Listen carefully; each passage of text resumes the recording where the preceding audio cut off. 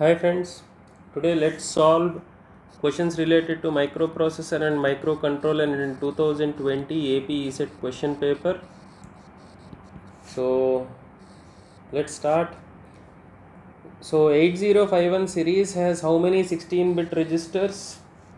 So remember, program counter and data pointer are the two 16-bit registers which are used to hold address of a byte of memory.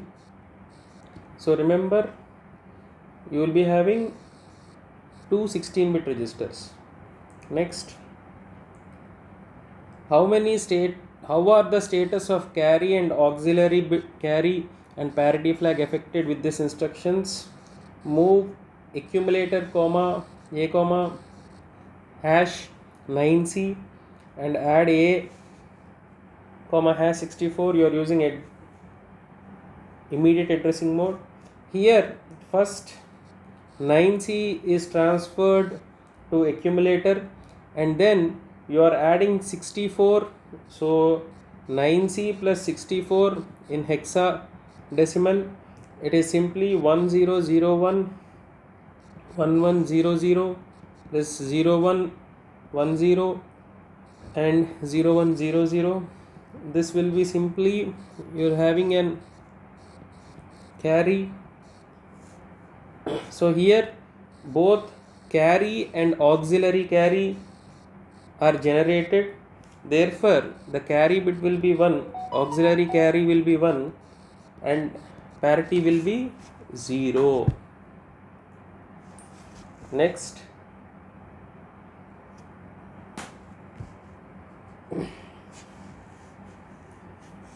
the number of registers and flags in 8086 are, so you generally have 13 registers and 9 flags. So the 13 registers are AX, which will be AX, BX, CX, DX. So you have a source index register, destination index register, base pointer register, stack pointer register, and an instruction point register. You also have segment registers which include code segment register, data segment register, extra segment register, and stack segment register. So you have about 9 flags in 8086 processor. Try to remember these particular registers. So see this question: jump on 0, jump on no 0, DJ NZ, jump on carry and no carry. Instructions in monitor the bits of which register. So these instructions monitor the bits of program status word whose content will be carry, auxiliary carry, user flag, register bank select, overflow, user flag 1 and parity. So this is how your program status word will look. So these particular instructions will be monitoring the bits of program status word. Next, which of the ports of 8051 act as 16-bit address lines for transferring data through it? So port 0 will be taking care of AD0 to AD7, whereas port 1 will be looking into the IO ports. Also remember, port 2 is for address line bits A8 to A15 and port 3 is for special functions. Now what is the question is given here? So here port 0 and port 2, if you observe, these are related with multiplexing of address and data lines. So port 0 and port 2 are only used for 16-bit address lines.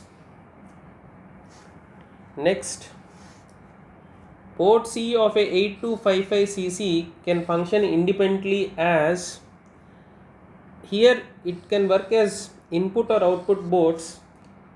Remember, microprocessor has an address bus which is unidirectional and data bus which is bidirectional. It also has a control bus which is bidirectional. and all this happens with the input output ports. Now this 8255 is a parallel input and output port chip, which is a programmable peripheral input output port. So remember, it can work both as input or output ports. Next,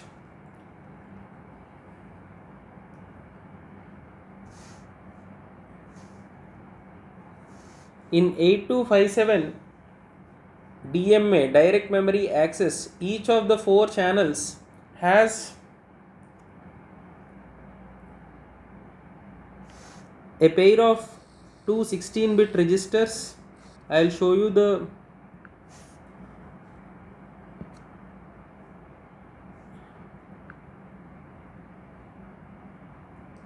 particular diagram in the last.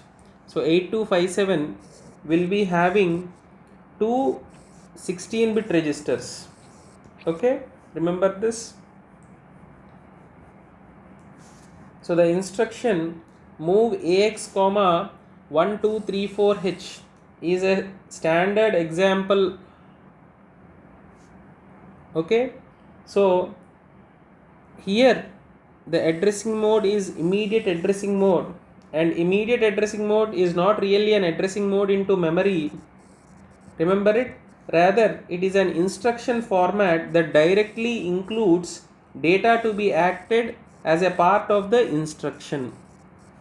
Okay, so this form of operand access simplifies the instruction of execution cycle, and you will not be having any additional fetching. So this is a classical example of immediate addressing mode. Next, because of Pentium superscale architecture, the number of instructions that are executed per clock cycle is 2 in number. So Pentium introduced this superscalar dual inline architecture. Under the right circumstances, you will be having 2 instructions which are to be completed in a single clock cycle, and Pentium can then load the 2 instruction execution pipelines in parallel. Okay, next, the unit that is used to implement the multiple branch prediction of Pentium Pro processor. So the processor uses an associative memory called branch target buffer for implementing the algorithms. Okay, so in this case, this branch buffer, this can reduce the performance penalty of the branches in pipeline processors, and a method for discarding the branches from B to B is examined. So with this, we complete all the questions related to microprocessor.